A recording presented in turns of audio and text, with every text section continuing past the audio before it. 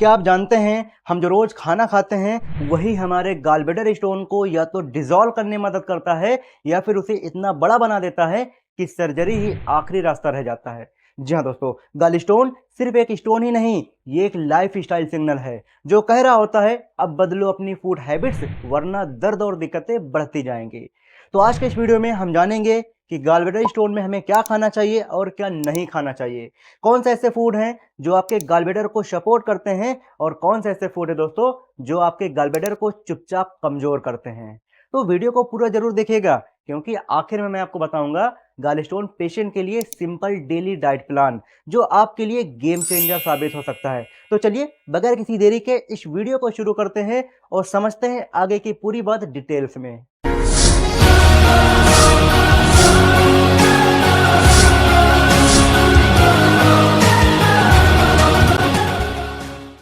दोस्तों सबसे पहले हम ये समझते हैं कि गॉलब्लैडर और स्टोन का रिलेशन क्या है, रिश्ता क्या है, तभी आगे की बात हमें समझ में आएगी।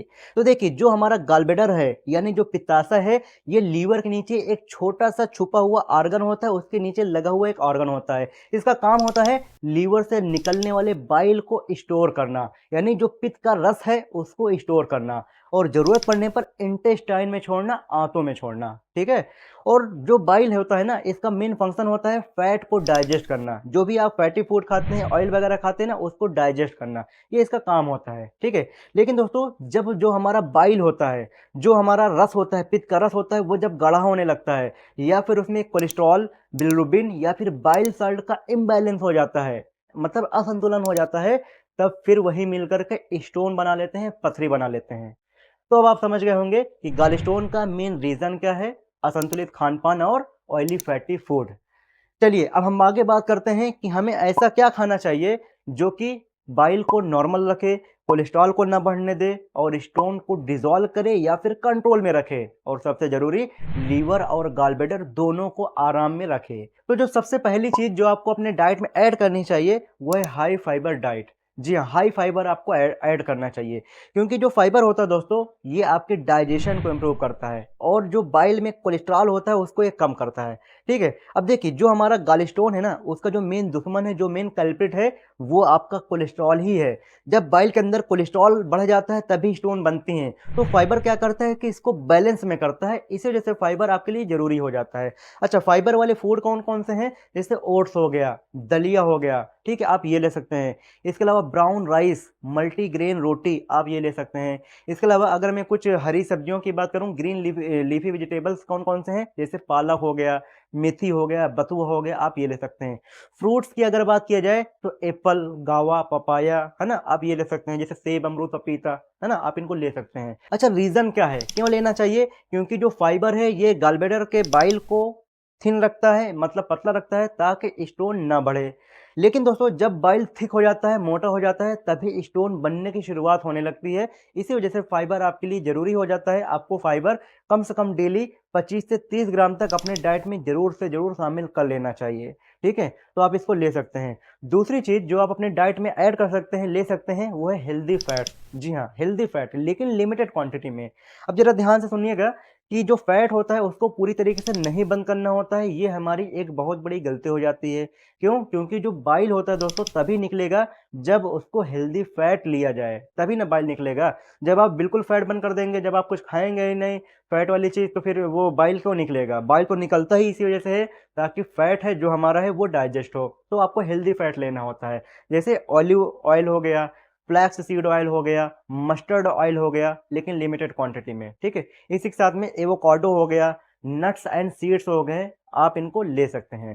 ठीक है। इससे क्या होता है कि जो हमारा हेल्दी फैट होता है ये गॉलब्लैडर को एक्टिव रखता है। जब गॉलब्लैडर हमारा एक्टिव रहता है तो जो बाइल स्टैटिस होता है वो नहीं हो पाता है और इसलग बनने से बच जाता है, मतलब कि जो बाइल होता है वो जमने से बच जाता है। और जब दोस्तों जब वो जमने से बच जाएगा तो फिर स्टोन नहीं बनेगी। इसी वजह से आपको हर मील में 1 से 2 टीस्पून हेल्दी ऑयल यूज कर लेना चाहिए। ठीक है। लेकिन आपको ध्यान में रखना है कि डीप फ्राई आप भूल जाएं। ठीक है, डीप फ्राई आपको बिल्कुल भी नहीं करनी चाहिए। तीसरी चीज जो आपको अपने डाइट में ऐड करनी चाहिए वो है विटामिन सी रिच फूड। जी हाँ, विटामिन सी कोलेस्ट्रॉल को बाइल एसिड में कन्वर्ट करने में मदद करता है, जिसकी वजह से जो आपकी स्टोन बनने की संभावना होती है वो घट जाती है। इसी वजह से आपको विटामिन सी ऐड कर लेना चाहिए। जैसे आंवला हो गया, आप इसको ले सकते हैं। लेमन हो गया, ऑरेंज हो गया, ब्रोकली हो गया, है ना, गावा हो गया मतलब अमरूद, है ना, आप इनको अपने डाइट में ले सकते हैं। ठीक है, वैसे मैं आपको एक चीज़ और आपको बताता हूँ कि सुबह-सुबह खाली पेट आपको गुनगुने पानी में नींबू का रस डाल करके लेना चाहिए। ये आपके लिए काफ़ी ज़्यादा फ़ायदेमंद हो सकता है गॉलस्टोन पेशेंट के लिए, ठीक है? तो आप ये ले सकते हैं। चौथी चीज़ जो आपको अपने डाइट में ऐड कर लेनी चाहिए दोस्तों, वो है लीन प्रोटीन मतलब पतला प्रोटीन, ठीक है? अब देखिए जो प्रोटीन होता है, ये हमारे लिए ज़रूरी होता है, हमारे लिए अच्छा होता है, लेकिन सही सोर्स होना चाहिए, ठीक है? बहुत से ऐसे लोग होते हैं जो रेड मीट वगैरह ले लेते हैं, नहीं लेना चाहिए। क्यों? क्योंकि रेड मीट गॉलस्टोन को खराब कर सकता है, इसी वजह से आपको इसको नहीं लेना चाहिए। हेल्दी ऑप्शन आपके पास में क्या-क्या है? जैसे बॉइल्ड एग हो गया, लेकिन जो उसका सफ़ेद वाला भाग होता है दोस्तों वही आपको लेना चाहिए, पीला वाला नहीं लेना चाहिए। इसके अलावा ग्रिल्ड फिश हो गया, लेकिन नॉन फ्राइड हो, बिना तली हुई हो। ठीक है, इसके अलावा आप क्या ले सकते हैं? जैसे मूँग दाल है, मसूर दाल है, चना हो गया, आप इनको ले सकते हैं। टोफू आप ले सकते हैं, पनीर ले सकते हैं, लेकिन लो फैट होना चाहिए, ठीक है? तो लीन प्रोटीन गॉलब्लैडर को स्ट्रेस नहीं देता है और बॉडी को हीलिंग में मदद करता है। इस वजह से आपको लीन प्रोटीन अपने डाइट में ऐड कर लेना चाहिए। पाँचवीं चीज़ जो आपको अपने डाइट में ऐड करना चाहिए दोस्तों, वो है plenty of water and herbal drink. जी हाँ दोस्तों, आपको भरपूर पानी पीना चाहिए, आपको हर्बल ड्रिंक्स लेना चाहिए, ठीक है? बॉडी जब आपकी डिहाइड्रेट हो जाती है, जब बॉडी में पानी कमी हो जाती है, तो जो आपका बाइल होता है, वो थिक हो जाता है, मोटा होने लगता है। इसी वजह से स्टोन बनने लगते हैं। तो आपको इस वजह से पानी ज़्यादा से ज़्यादा पीना चाहिए। कम से कम डेली 8 से 10 गिलास आपको पानी लेना चाहिए। इसकी जगह पे आप कोकोनट वाटर भी ले सकते हैं, आप जीरा वाटर ले सकते हैं, आप अजवाइन वाटर ले सकते हैं, है ना? तो आपको पानी वगैरह लेते रहना चाहिए। इसके अलावा आप ग्रीन टी ले सकते हैं, डैंडेलियन टी भी आप ले सकते हैं। अच्छा, होता क्या है पानी लेने से कि ये बाइल को डाइल्यूट रखता है, जिसकी वजह से जो स्मॉल स्टोन होते हैं वो फ्लैश आउट करने में मदद करते हैं। इस वजह से आपको पानी ज़्यादा से ज़्यादा दोस्तों पीते रहना चाहिए। दोस्तों अब हम आते हैं अपने उस हिस्से पर जो कि सबसे ज़्यादा ज़रूरी है कि हमें गॉलस्टोन में कौन से फूड बिल्कुल भी नहीं लेने चाहिए, उनको अवॉइड करना चाहिए। क्योंकि वो चीज़ें गॉलस्टोन को बढ़ा सकती हैं या फिर हमारे पेन को ट्रिगर कर सकती हैं, इस वजह से उनको नहीं लेना चाहिए। जिसमें कि जो सबसे पहली चीज़ है वो है आपका high fat and fried food. जी हाँ, ये सबसे बड़ा दुश्मन होता है, आपको इनको नहीं लेना चाहिए। जैसे पराठा, पूड़ी, समोसा, पकौड़ा, इनको आपको नहीं लेना चाहिए।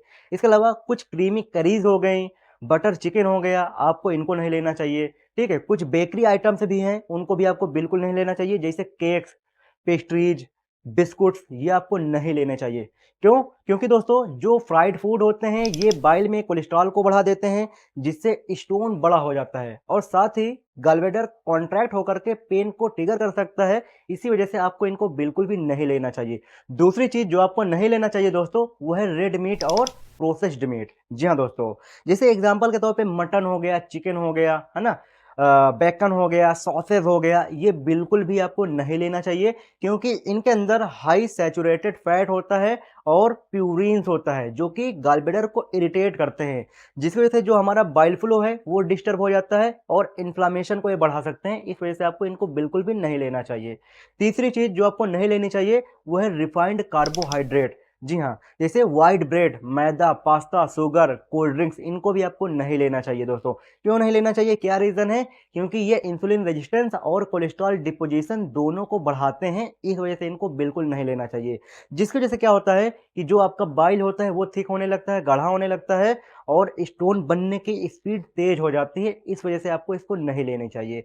चौथी चीज़ जो आपको नहीं लेनी चाहिए वो है फुल क्रीम डेयरी प्रोडक्ट। जी हाँ दोस्तों, जैसे मलाई हो गया, फुल क्रीम मिल्क हो गया, चीज़ हो गया, बटर हो गया, इनको भी आपको नहीं लेना चाहिए। इनके अंदर हाई फैट होता है जो कि बाइल के कोलेस्ट्रॉल को बढ़ा देता है और डाइजेशन को स्लो कर देता है। इस वजह से आपको इनको भी नहीं लेना चाहिए। पाँचवीं चीज़ जो आपको नहीं लेनी चाहिए दोस्तों, वो है स्पाइसी एंड ऑयली फूड। जी हाँ दोस्तों, जितने भी ये चटपटा स्ट्रीट फूड होते हैं, आप जब जाते हैं सड़क के किनारे चटपटी चीज़ें मिलती हैं, आपको इनको नहीं लेनी चाहिए। या फिर हैवी ग्रेवीज़ वाली जो भी चीज़ें हैं, आपको इनको नहीं लेनी चाहिए। क्यों? क्योंकि ये गॉलब्लैडर को ओवर कॉन्ट्रैक्ट कर देते हैं, जिसकी वजह से आपको एक्यूट पेन अटैक हो सकता है, इस वजह से आपको इसको नहीं लेने चाहिए, ठीक है?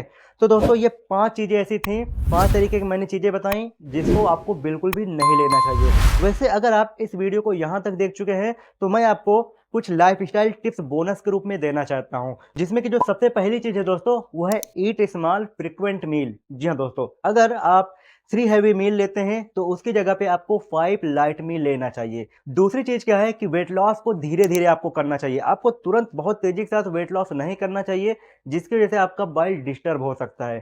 तीसरी चीज़ है आपको रेगुलर एक्सरसाइज करना चाहिए। कम से कम 30 मिनट तक आपको तेज़ चलना चाहिए डेली, ठीक है? चौथी चीज़ है दोस्तों, आपको स्ट्रेस कम करना चाहिए। क्यों? क्योंकि स्ट्रेस बाइल सिक्रीशन को डायरेक्टली इफ़ेक्ट करता है, इस वजह से आपको स्ट्रेस बिल्कुल भी नहीं लेनी चाहिए। ठीक है, तो ये 4 चीज़ें बोनस के रूप में मैं आपको देना चाहता था, तो आप इसको अप्लाई अपने ऊपर कर सकते हैं। अब दोस्तों हम बात करते हैं सिंपल डेली डाइट प्लान की। तो देखिए मॉर्निंग में आप गरम नींबू पानी ले सकते हैं, साथ में भीगे हुए मेथी दाने भी आप ले सकते हैं। आप यहाँ से अपनी दिन की शुरुआत कर सकते हैं।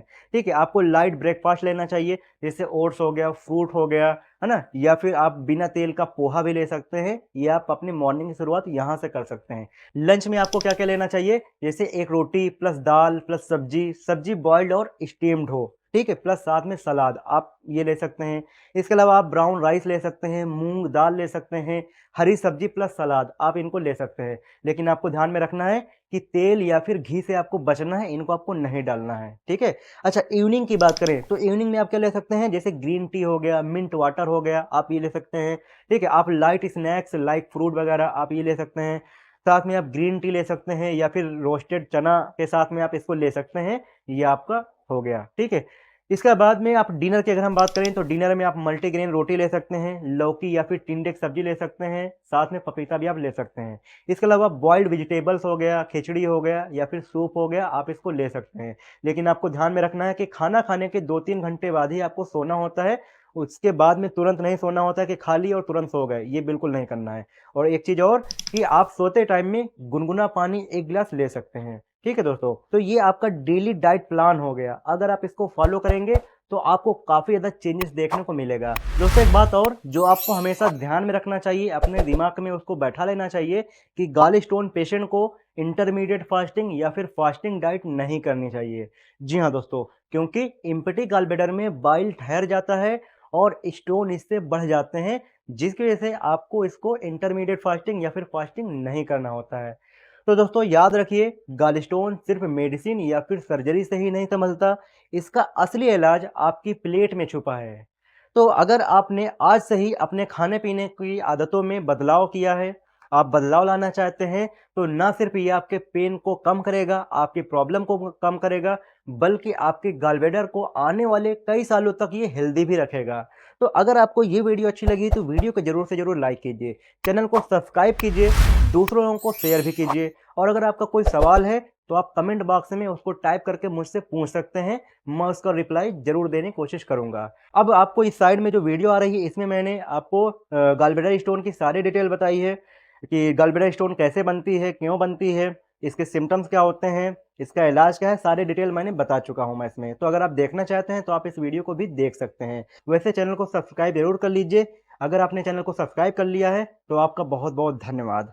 मिलता हूँ दूसरी वीडियो में। जय हिंद, जय भारत।